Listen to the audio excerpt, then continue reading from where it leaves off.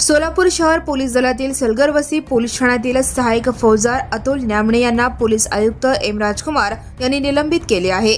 बाजारभावापेक्षा कमी दराने सोने देतो असे सांगून सोलापूर येथे 28 लाख रुपये रोख स्वरूपात घेतले। रक्कम घेऊनही सोने किंवा त्यांची रक्कम परत न देता फसवणूक केल्याचा आरोप आहे।